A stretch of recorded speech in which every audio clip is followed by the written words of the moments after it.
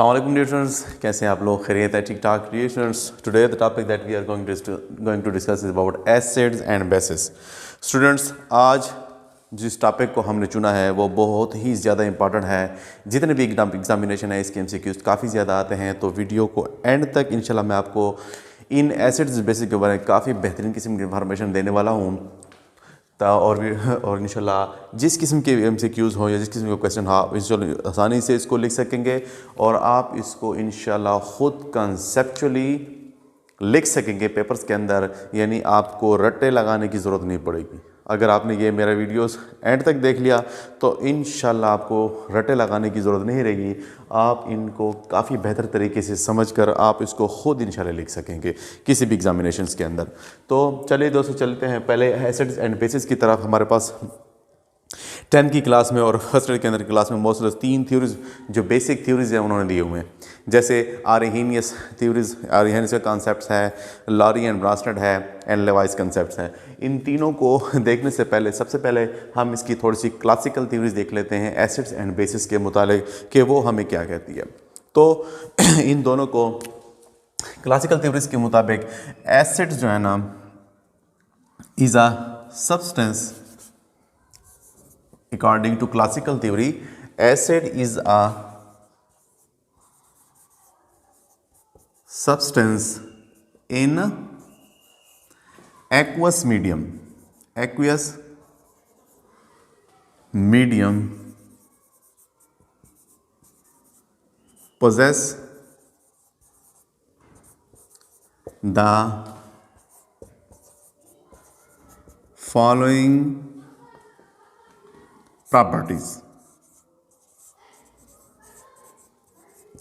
के classical theory के मुताबिक एसिड की कौन सी खसूसियात हो सकती हैं, ये मैं बताता हूँ कि पहली जो उसकी खसूसियत है ना एसिड्स की, कि एसिड्स जितने भी हो हमारे पास होते हैं ये सौर होते हैं।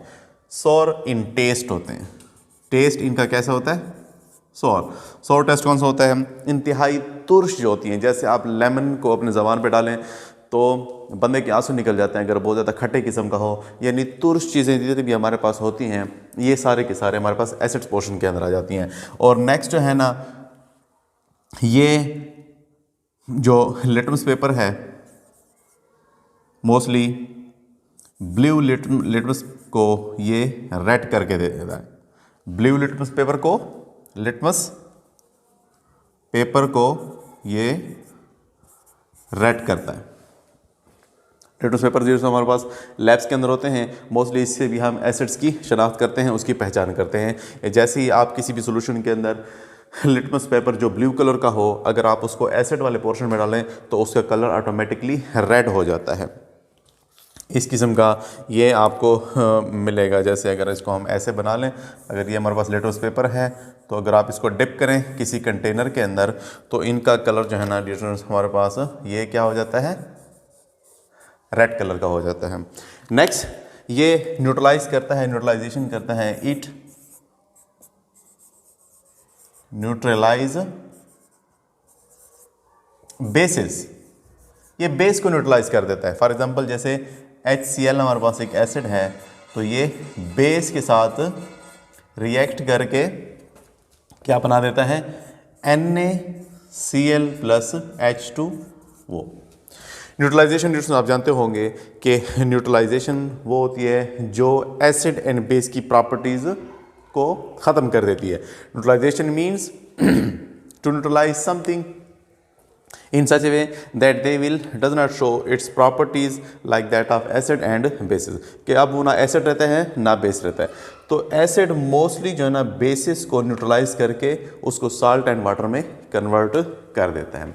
इसके अलावा एसिड्स की एक और दो प्रॉपर्टीज़ और भी हैं हमारे पास, कि ये मोस्टली जो एक्टिव मेटल्स होते हैं, जैसे कि हमारे पास जिंक है तो ये जिंक के साथ रिएक्ट करके हमारे पास जिंक क्लोराइड बना देते हैं और हाइड्रोजन गैस को रिलीज़ करते हैं। तो ये हाइड्रोजन गैस भी रिलीज़ होती है मोस्टली जब आपके पास एक्टिव मेटल्स होते हैं। एक्टिव मेटल्स का मतलब होता है जो नोबल मेटल्स के अलावा हों।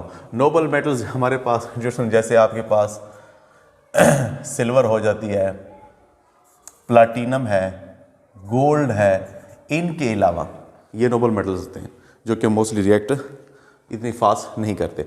जिंक्स के साथ रिएक्ट करके हाइड्रोजन गैस को रिलीज कर देंगे।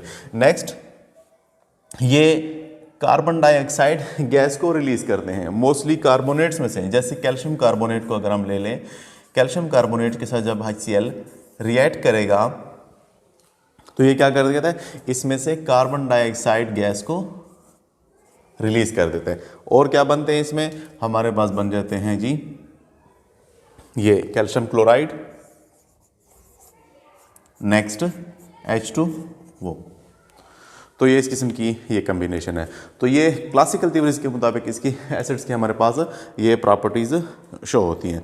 नेक्स्ट, अगर हम बेस की बात करें तो बेस ड्यूट्स हमारे पास वो कि is a substance in aqueous medium which possess the following properties. कौन कौन से प्रॉपर्टीज़ होंगी बेस की, कि ये हमारे पास बिटर इन टेस्ट होते हैं, bitter in test.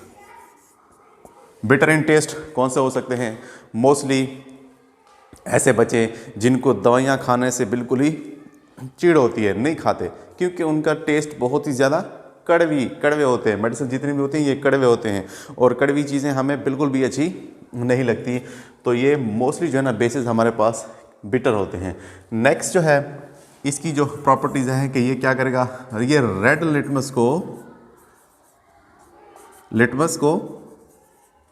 Red litmus paper को ये क्या कर देगा, ब्लू कर देगा। बेस ब्लू, अगर आप इसको ऐसे याद करें बेस ब्लू दोनों बी से आ रहे हैं तो आपको आसान हो जाएगी। रेड लिटमस को ये ब्लू कर देगा। और नेक्स्ट, ये हमारे पास एसिड को न्यूट्रलाइज करते हैं, they will neutralize acids, neutralize करते हैं किसको, एसिड्स को। कैसे, अगर आपके पास एक बेस हम ले लेते हैं NaOH, मोस्टली HCl के साथ रिएक्ट करके ये बना देते हैं क्या, NaCl प्लस H2O। तो ये एसिड्स को भी न्यूट्रलाइज कर लेते हैं। और नेक्स्ट इसकी एक और प्रॉपर्टीज़ है कि यहाँ पर तो गैस कार्बन डाइऑक्साइड रिलीज हो रही थी, मोस्टली बेसिस जो है ना कार्बन डाइऑक्साइड्स को एब्जॉर्ब करती हैं, एक्सेप्ट करती हैं। कैसे, NaOH अगर आप लिखें, और ये मोस्टली क्या करते हैं, कार्बन डाइऑक्साइड के साथ रिएक्ट करके क्या बना देंगे, Na2CO3। Na2CO3 carbon dioxide absorb हो गई है और साथ में क्या बन जाता है जो हमारे पास H2O। तो आसान है, बिल्कुल उनकी अपोजिट रिएक्शंस कर रहे होते हैं मोस्टली। तो ये हमें क्लासिकल थ्योरी बताते हैं। अब हम आते हैं मोस्टली जो तीन कंसेप्ट हैं मोस्टली आर्हेनियस के एंड लोरी एंड ब्रास्टेड के, तो उनको भी वन बाय वन डिस्कस कर लेते हैं। तो अगर आपने इसको नोट नहीं किया तो इसको आप स्क्रीनशॉट ले लें। तो हम चलते हैं नेक्स्ट टॉपिक की तरफ जो कि है हमारे पास आर्हेनियस, लोरी एंड ब्रास्टेड के मुतालिक।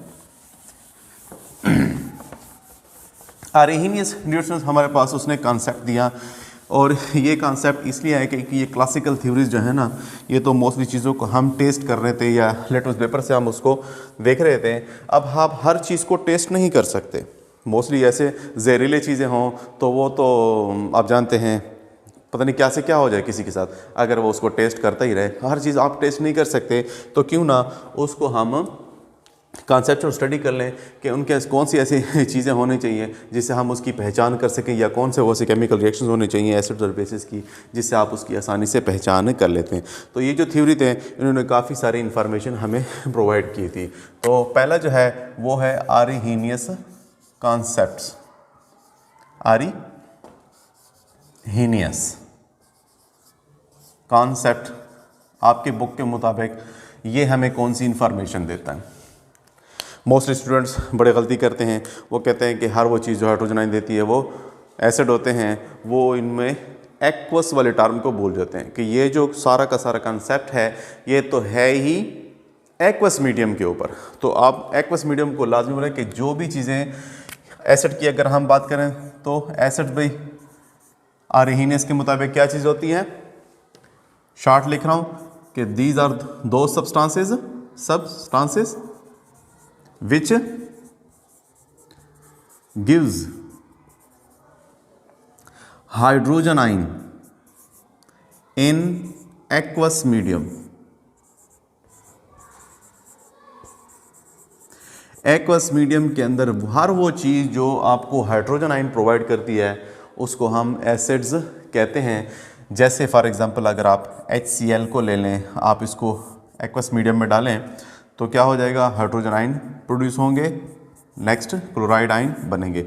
इसी तरह H2SO4 को ले लें तो क्या बनेंगे, हाइड्रोजन आयन बनेंगे प्लस सल्फेट्स आयन आपको पास मिलेंगे। HNO3 को ले लें, जितने भी आप ले लें, ये सारे एक्वस मीडियम में हमारे पास हाइड्रोजन आयन प्रोवाइड करते हैं इस तरीके से। तो बहुत सारे रिएक्शंस, इनमें से चंद आपको लिख सकते हैं। H3PO4 को ले लें, एनीवन किसी को भी जिसके पास हाइड्रोजन आयन होते हैं, और वो एक्वस मीडियम में मोस्टली हमें ये 3 हाइड्रोजन आयन प्रोवाइड कर देंगे ये H3PO4 के अंदर। फास्फोरिक एसिड है जिसमें हमारे पास, तो ये क्या बन जाएगा, PO4-3। तो ये सारे के सारे ऐसे सब्सटेंसेस हैं, इनको हम एसिड्स कहते हैं। क्यों एसिड्स कहते हैं, क्योंकि ये हमें एक्वस मीडियम के अंदर हाइड्रोजन आयन को प्रोवाइड करते हैं। और बेस के लिए जो इसी खसूसियात हैं, बेस भाई क्या होती है, ये कहते हैं हमें कि बेस वो चीज़ होती है जो आपको हाइड्रॉक्सिल यानी OH आयन एक्वस मीडियम के अंदर प्रोवाइड करे। जैसे फॉर एग्जांपल NaOH को ले लें तो ये हमें एक्वस मीडियम के अंदर आपको सोडियम आयन एंड आपको हाइड्रॉक्सिल आयन मिलेंगे। इसी तरह कोई से भी आप ले लें जिसमें OH मौजूद है, तो ये सारे के सारे आपको ये एक्वस मीडियम के अंदर हाइड्रॉक्सिल आयन आपको प्रोवाइड करेंगे। कैल्शियम हाइड्रोक्साइड, मैग्नीशियम हाइड्रोक्साइड, सारे आपको हाइड्रॉक्सिल आयन देते हैं। तो क्या मतलब है, अरेनियस ने हमें क्या कहा कि हर वो चीज़ जो हाइड्रोजन आयन देती है वो एसिड है, और हर वो चीज़ जो आपको OH आयन यानी हाइड्रॉक्सिल आयन देती है एक्वस मीडियम के अंदर, वो हमारे पास बेसिस होते हैं। लेकिन अरेनियस ने नॉन एक्वस मीडियम के अलावा यानी ऐसे सब्सटेंसेस, इसकी अगर हम लिमिटेशंस के ऊपर आ रहा हूँ रिएक्शंस के, ये कुछ लिमिटेड था सिर्फ एक्वस मीडियम तक ही। इसकी लिमिटेशंस क्या थी कि जो नॉन लिमिटेशंस की अगर हम बात करें कि नॉन एक्वस मीडियम के ऊपर ये रूल्स फॉलो नहीं होता। और मोस्टली चूँकि इसने हमें कहा था कि एसिड वो होते हैं जो हाइड्रोजन आयन देते हैं, तो आपके पास ऐसे एसिड्स भी देखने को मिलेंगे जैसे कार्बन डाइऑक्साइड है, सल्फर डाइऑक्साइड है, कॉपर सल्फेट है, मोस्टली आयरन सल्फेट है। तो ये भी तो सारे डिओड्रेंट्स हमारे पास एसिडिक इन नेचर होते हैं, और इनमें तो हाइड्रोजन आयन भी मौजूद नहीं है। तो इसको कैसे एक्सेप्ट करेंगे, तो अरेनियस ने इन ऐसे जो इनका जो लॉ है ये लिमिटेड है, ये सिर्फ एक्वस मीडियम तक ही मौजूद है, और ये ऐसी चीज़ों को एक्सप्लेन नहीं कर सका जिसके अंदर हाइड्रोजन आयन ही नहीं है। तो ये भी एसिडिक होते हैं, लेकिन ये तो हमें हाइड्रोजन आयन प्रोवाइड नहीं करते।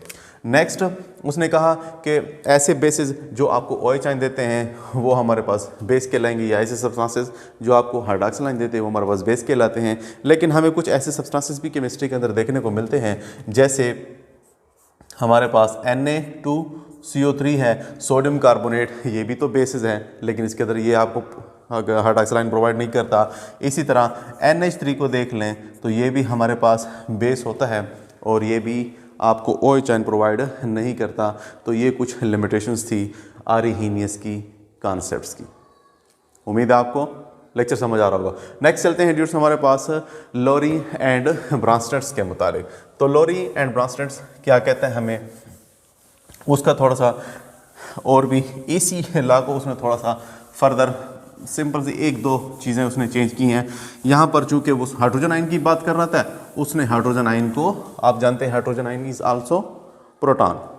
हाइड्रोजन आयन डियर स्टूडेंट्स हमारे पास क्या होता है, अगर आप हाइड्रोजन एटम को देख लें तो उसके पास एक प्रोटॉन होता है, एक उसके पास इलेक्ट्रॉन होता है हाइड्रोजन एटम में। अगर ये अपना एक इलेक्ट्रॉन लूज़ कर ले तो क्या बनेगा, हाइड्रोजन प्लस आयन। और अगर इसका हम एक इलेक्ट्रॉन भी यहाँ से निकाल दें तो पीछे रह क्या जाएगा इस हाइड्रोजन के पास, सिर्फ एक प्रोटॉन। तो हाइड्रोजन आयन को हम प्रोटॉन भी कहते हैं।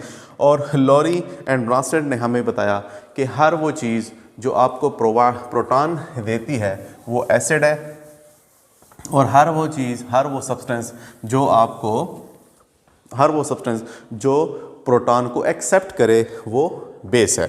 जैसे लॉरी एंड ब्रांस्टेड का, ब्रांस्टेड एंड लॉरी। क्या कहते हैं हमें कि एसिड्स क्या है, जो प्रोटॉन डोनेट प्रोटॉन। आप पूरी डेफिनेशन अपनी किताबों से लिख सकते हैं, मैं आपको शॉर्ट से बता रहा हूँ कि acids according to Lowry and Bronsted which donates proton, proton मतलब hydrogen ion, those are substances are called acids.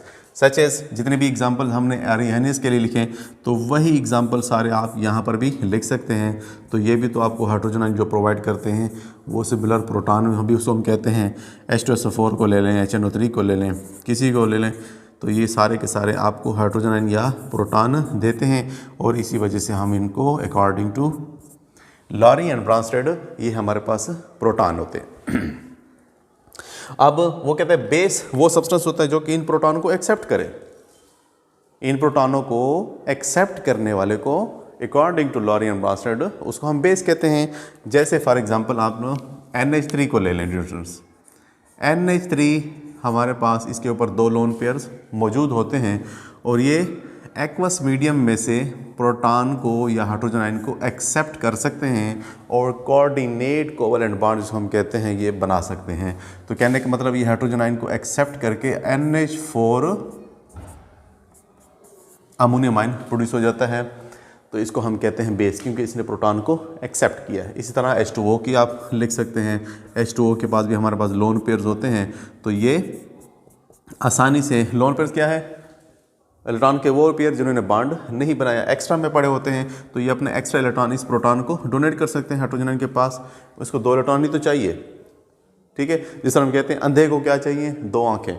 इसी तरह हाइड्रोजन के पास एक ही इलेक्ट्रॉन था, वो भी किसी ने इससे ले लिया है, अब इसके पास कोई भी इलेक्ट्रॉन नहीं है, तो इसको 2 इलेक्ट्रॉन चाहिए ताकि अपनी इलेक्ट्रॉनिक कन्फिगरेशन को कंप्लीट कर ले। तो ये आसानी से इससे इलेक्ट्रॉन हासिल कर लेते हैं और H2O प्रोटॉन को एक्सेप्ट कर लेता है, अपने इलेक्ट्रॉन उसको डोनेट कर सकता है या उसके साथ शेयर कर सकता है। तो हर वो चीज़ जो प्रोटॉन को एक्सेप्ट करे अकॉर्डिंग टू लॉरी एंड ब्रांस्टेड वो हमारे पास बेस कहलाते हैं। तो ये आपके पास NH3 और H2O ड्यूटेंट्स ये हमारे पास बेसिस हैं। अब कुछ एक चीज़ हमारे पास conjugate acid and base pair की भी बात कर लेते हैं कि कॉन्जुगेट एसिड बेस पेयर क्या होते हैं। मोस्टली स्टूडेंट्स को इनमें भी कन्फ्यूजन होती है। तो conjugate acid and base pair ड्यूटेंट्स होते क्या हैं इसकी थोड़ी सी डिस्कशन करते हैं। तो अगर आप सिंपल से एक एग्जांपल ले लें, जैसे हम एसेटिक एसिड की एग्जांपल ले लेते हैं। अब ये एक acid according to Lowry and Bronsted क्योंकि ये आसानी से प्रोटॉन दे सकते हैं। एसिड की हम कर देते हैं H2O के साथ, तो क्या बनेगा इससे, ये आपके पास एसिड है, ये आपके पास बेस है। बेस वो होती है जो प्रोटॉन को एक्सेप्ट करे। अब फॉरवर्ड रिएक्शन में ये तो अगर ये प्रोटॉन इसको डोनेट करेगा तो क्या बन जाएगा, इसको थोड़ा सा साफ कर लेते हैं यहाँ से।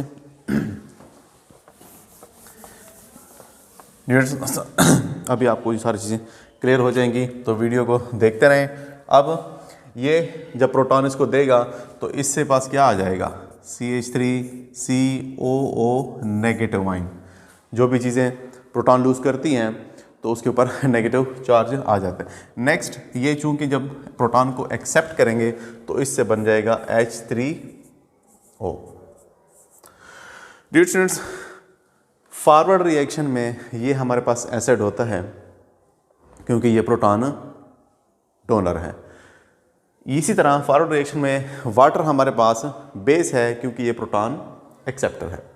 अब अगर इसको आप रिवर्स करें स्टूडेंट्स, आपको यहाँ से नजर आओगा कि negatively charge can easily accept proton from these base.